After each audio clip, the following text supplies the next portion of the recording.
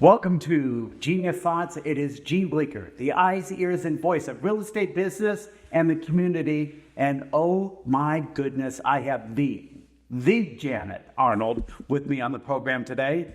Very excited about having you here. Thank you, Gene. You know, you sent me a notice that you're going to be a couple of minutes late. I was really nervous saying, oh, don't let me down. The people need to hear who you are and what you're all about. Yes. And I'm so happy that you're on the program today. Thank you. I'm happy to be here. Okay.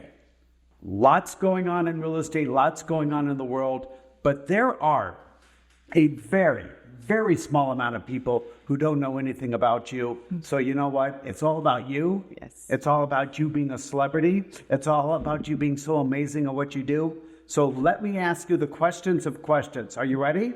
Yes. Tell us about yourself and your wonderful family, because you do have a wonderful family. Yes. It's not small, it's quite large, correct? It is. I'm actually married. I have 2 children of my own and 4 stepchildren. 2 children on your own and 4 stepchildren. Yes. And so tell me about your husband. Gonna love him, right? Yes. Yes. My husband is John. He is actually from West Africa in the country of Ghana. That's why I said gonna love him, right? I got that, right? I got that down. All right. So how'd you guys meet? We met actually through a mutual friend, believe it or not. One of the other guys who I was working with years ago at Washington Mutual Bank is also a Ghanaian, and he introduced me to John. Ghanaian. Yes. That is our new word of the day, Ghanaian. I love that. Thank you. All right. So you got 6. Yes. Any grandbabies? I have 1, which is Ava Marie, and she's 7. 7 years old. So does she live locally here in Southern California? Yes, she's in Granada Hills. We are doing Girl Scouts right now, so I pick her up every Wednesday. We do our Girl Scout meetings, and then I try and have her spend the night with me one weekend out of every month. I think that's a grandparent's dream, that you can actually get them back. Yes. I get that a lot. Yes. All right, so when it's Girl Scout Cookie Day, yes, she's got to come find me. I got to buy the cookies. yes, You come find me. I Nobody will. else reach out to me. Janet's got first dibs on Gene Bleeker and his money tree, okay? Thank you, Gene. You're so welcome. All right, so I learned about your family. So why don't you tell me and tell our wonderful listeners and viewers something that they might not know about you? Okay, well, I'm the youngest of 7. I actually graduated high school early. Okay. Meaning I was 15, just barely turned 16 when I graduated. But I went on to college in that fall and I did horrible. So I ended up withdrawing from the 4-year university and just going to junior college because I was too, I think, immature to be in that environment. And I just wasn't prepared. No, that makes sense. Yeah. So where'd you go to high school? I'm originally from Mobile, Alabama, so I went to school in Mobile, and then I went to college initially in Montgomery, Alabama, at a 4-year college, liberal arts college called Huntington College. Okay. So then I went back home, and then I just went to Bishop State, which is a junior college there in Mobile. Okay, so Mobile, Alabama knows everything about you, and they said, this 15-year-old girl's got to graduate. How did that play out? Well, in when I was in the 3rd grade, first of all, I've always been a reader. I started reading at 5. Okay. 5 years old, always bookish and not very audible. I didn't do a lot of talking, just a lot of reading when I was young. Right. So my teachers decided that I had done so well in my classwork that I should be tested to see if I could skip a grade. I don't even know if they do that now, but they used to do that back then. Right. So they sent my mom a letter by me home and said, we want to test your daughter to see if she can move on to the next grade. So I tested, I did extremely well. I went from being a 3rd grader Of course you did. a 5th grader. So that's how that happened. But the problem with that, Gene, was that it always made me the youngest kid in the class. But now they're all jealous. Now they're all just going, bravo. So it was great. It was a good experience. Okay, so was it hard for you to adapt to a older audience? Yes, I think that's what it was initially. So my teachers, back in those days, we were in the same classroom all day. That teacher did your math, she did your English, Right. she did your history.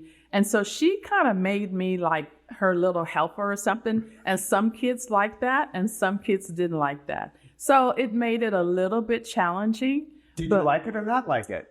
At first, I didn't like it, but then I grew to like it because Okay. once I realized I could compete with them academically, I was happy. I'm a happy camper. Good for you. Yes. Oh my God, that is such amazing story. And this is why I love asking that question, because I never knew this before, but now I know it now. Yes. Okay. So can you tell us, what was the very first job you ever had? Very first. I was working at a small family-owned grocery store. They only had 2 locations in Mobile. Okay. And my mom let me work only on Saturdays because, of course, you know, in the South, we all spend our day on Sunday in church. Right. And it's called B&H Grocery Store, and I was a cashier. And that was your first job? That's my very first job where I got to work all day Saturday, like from 9 to 5 or How so. long did you work there? I'm going to say maybe about 4 months. Okay. 4 months. Yeah, that was my very first job. Okay. Yeah, it was fun. And then you graduated to what?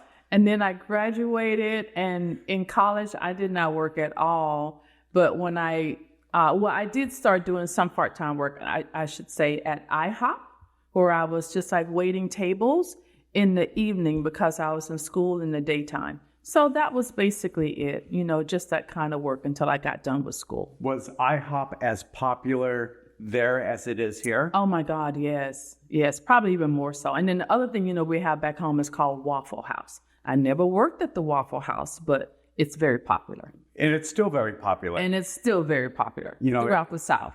Okay. Yes. Why don't we have one in Santa Clarita? I don't know. But if we can take a TV timeout break right now, you would actually talk about putting one together. Yes, we should. I think that because we would would be- do well. I'll just promote it, and you just read and tell us what we're doing right and what we're doing wrong. Exactly. Okay.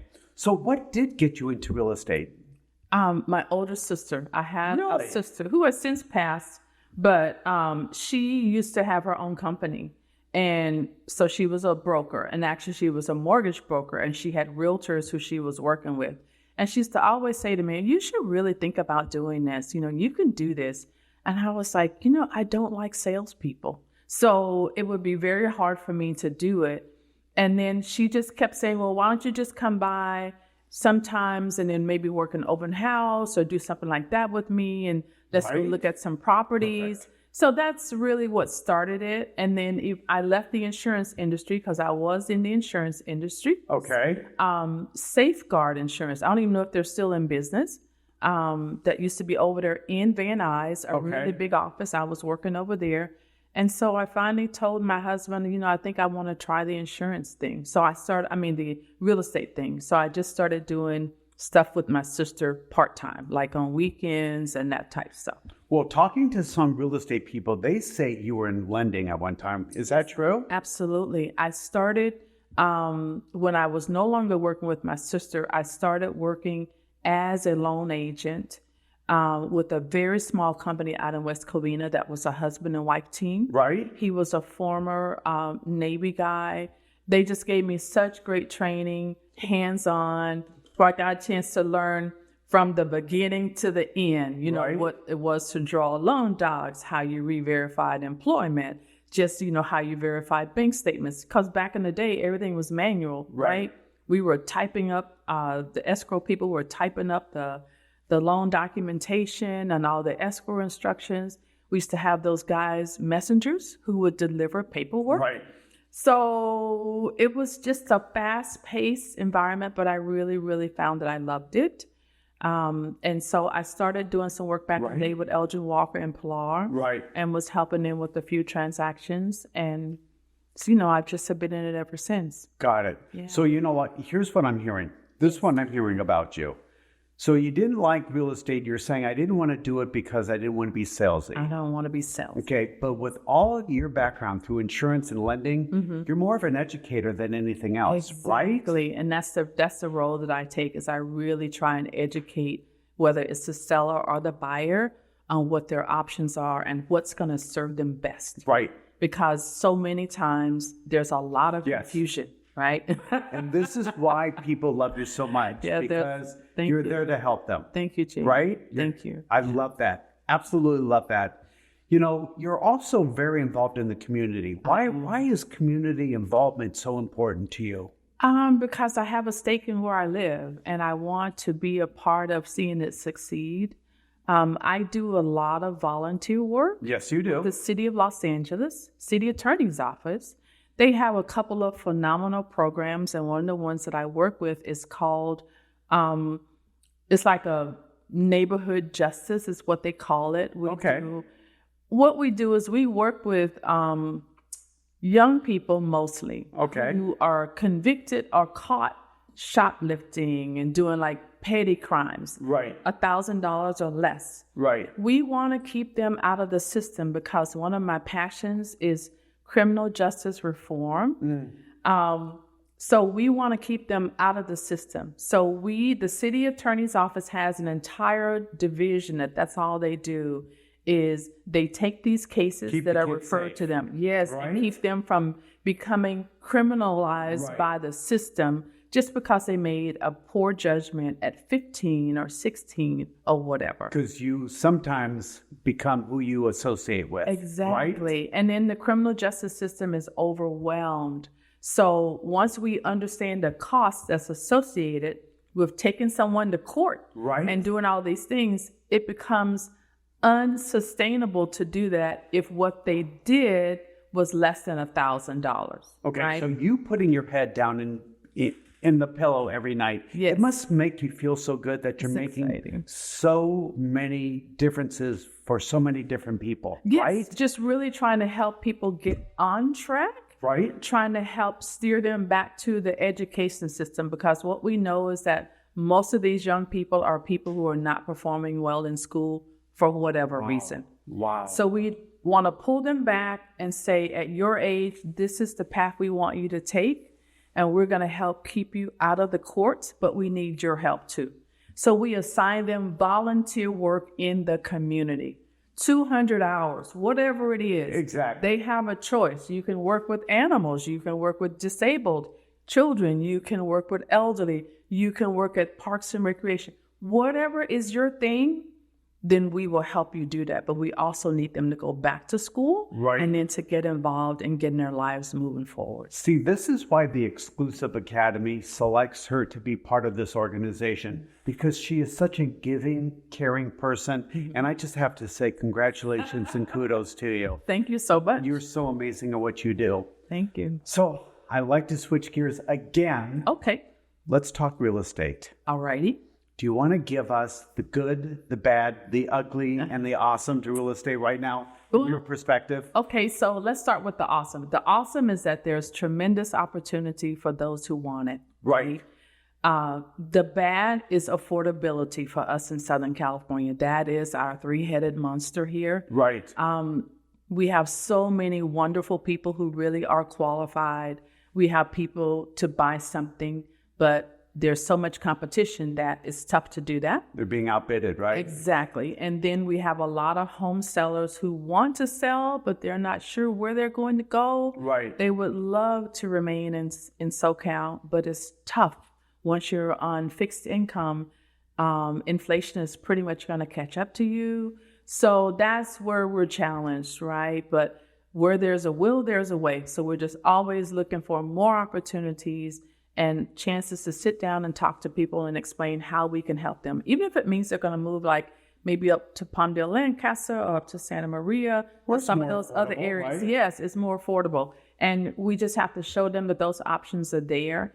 And either they want to do that now, or we believe they will want to do it in the near future. Well, listen, I don't know about you, but my very first home that I bought was not going to be my permanent home. I just needed to start somewhere. Need to get into the game. And I lived in those little condos right underneath the Odyssey restaurant. I know where that is, yes. Off of Midwood. Yes. And let me tell you, those power lines were so tall. Yes. If there was a lightning strike, yes. I was wait. They would 'Cause you could hear it, oh huh? my God. I would Yeah. just say, oh my gosh. But you know Exactly. what? People just got to know, just because you bought this home, Yeah, it doesn't mean it's going to be a permanent stake. Right, You get to right. pick your roots up and Right. make other choices. And Well, I that's think, our advantage. Our advantage in SoCal is that we have tremendous appreciation. So you don't have to stay there. It's just an opportunity for you to get your foot in the door and then figure out, okay, what's my next best move? yes, right. It's like playing chess. Where else do I want to go? Absolutely. Love that. Yes. So that's kind of the message you're sharing with buyers as well, right? Yes, there's a lot of opportunity. You just need to get pre-qualified. Don't run up any debt and don't change your work situation. Just stay where you are, figure out what you're flexible on, and then let your realtor know, that you're ready to move forward. Right, exactly. Yes. All right, so let's talk about mentors. You ready? Yes. So there's two different mentors, right? I want to know who your greatest mentor was in life. Not in business, but in life. I would say my mom, because she was very down to earth, Yeah? salt of the earth, gave really good advice. And she always let me know that she had my absolute best interest. So I Right. believed her. Right. I believed her hands down. So usually What's whatever not to believe, right? So whatever she told me, I just took it to heart and I tried to do that. And honestly, Jean, to this day, I still honor my mom. I mean, my mom's been passed away more than 10 years, but she's still with me, right? Yes. And in most of my decisions and all that kind of stuff, because she just had a huge impact on my life. Right. Yeah, for sure. Well, my mom, she gave me a Lalique statue of birds. And Okay. every morning I look at it and I talk to her in the morning, Yes, So absolutely. she's so much in my life as Yes, well, absolutely. But she gives me good advice, whether it's verbal or not verbal, Yes. we'll work it out. Yes. And I'm getting the same vibe with you, is Yes. that your mom's always there. Always. She's always present, right? Absolutely. So I know Mother's Day has just passed. So happy Mother's Day to you, mothers. Yes. Okay, so your mother is it. Yes. Okay, For personal. business. So who was your greatest mentor in business? I would say it'd be the first guy who trained me back in West Covina many years ago at this small mortgage company. His first name was Tony, and honestly, I cannot remember his last name, but he had been in the U.S. Navy. He was just such a well-rounded guy. I had so much respect for him. And Right? his wife, the fact that they were willing to open that company and bring in new people who didn't know anything and train them on every single aspect of lending. Right? But he told me that I always needed to be ethical, Right. and I always need to be honest with my clients, and that I should always try and under-promise and over-deliver, Right? and not over-promise and under-deliver. Just make your word golden, is what he would say. So I've always remembered that. I try and stick to my word, whatever it is. Just like today, even if I'm running a little bit late, but if I tell you I'm gonna be there, I'm gonna be there. And you were, and I'm Yes. so glad that you were. Absolutely. All right, so before we go, any final thoughts you want to share with our viewers and listeners today? I would just say remain flexible. I think so many people were thinking we were going to have this dramatic decrease in interest rates. Lord knows it has not happened. Right. But there are options. There are adjustables. There are other things that we can do. So don't give up and Right. don't become discouraged. Just try and figure out how you can move forward and just keep doing that. Ladies and gentlemen, my celebrity of the day, Janet Arnold. Thank you, Gene. Thank you, Janet. You're welcome. Hey everybody, it is Scott the Mortgage Doc with the exclusive Academy of Real Estate Professionals. And this week we've got some dynamite listings, so let's jump right into them. So we have Terry Vogel saying, and she's got a listing at $739,900. The address on this is 25769 Kovala Court in Santa Clarita, California, 91355. This has 3 beds, 2 baths. The living square feet on this one is 1,344 square feet. Now, this newly remodeled home in Valencia, located in the heart of the community. It's got an open floor plan design, perfect for entertaining guests. It's got a welcoming living room, large dining area with vaulted ceiling, and a 10-foot sliding glass door leading to the rear yard. The charming features include recessed lighting, beamed ceiling, shutters, and custom ceiling fan. Updated kitchen with newer appliances, stainless steel sink, pull-down faucet, stunning tile backsplash, and granite countertops. The designer mud brick accent wall with custom floating shelves in the dining area. And this has no Melrose fees and very low HOA costs, offering exceptional value for the area. Beautiful listing there, Terry. Kim Galvan, we've got a listing at $990,000. This one is at 10500 Swinton Avenue in Granada Hills, California, 91344. This one's it's an updated 3-bedroom, 2-bath house in Granada Hills with hardwood floors and an open kitchen. And this has got a living square feet of 1,538 square feet. Now, tastefully expanded front and back, offering more living space and charming entry into the home. It's got a classic ranch-style home suitable for any lifestyle. The original owner has created a paradise with a tropical-inspired yard featuring a large bird of paradise, palm trees, a lovely fountain, and a unique Pinterest-worthy private fence. It's got a back patio shaded by a pergola near a mature avocado tree. It's got an above-ground jacuzzi in the side yard for relaxation, and it's got ample driveway, parking, and beautiful curb appeal. Man, this sounds like a beautiful listing. All right. We got Ron Heyer. We've got a listing at $700,000. This is at 3253 Still Meadow Lane in Lancaster, California, 93536. This is a 5 bedrooms and 6 bathrooms. This is a living square feet of 3,241 square feet. This is a custom home, which is coming soon.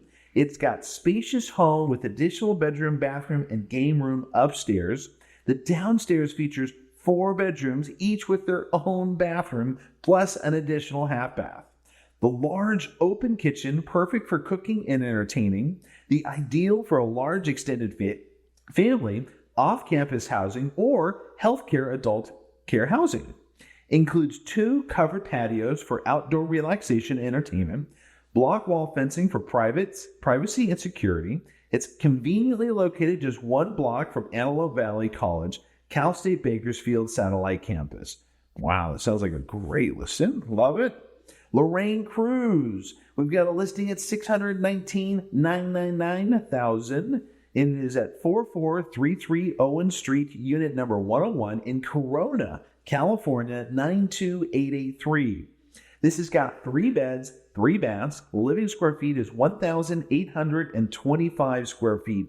It is a stunning townhome located in the gated Corona community of Owens Cove at Los Dagos. This property offers comfortable and luxurious lifestyle, spacious living area with shutters and a ceiling fan for year-round comfort. Modern island kitchen with plenty of storage, ideal for culinary enthusiasts. Primary bedroom features a walk-in closet and an ensuite bathroom. In-unit washer and dryer for convenience, and a 2-car garage attached with ample storage. And those are our listings this week. It is Scap the Mortgage Doc. Shout out. Bye, everybody.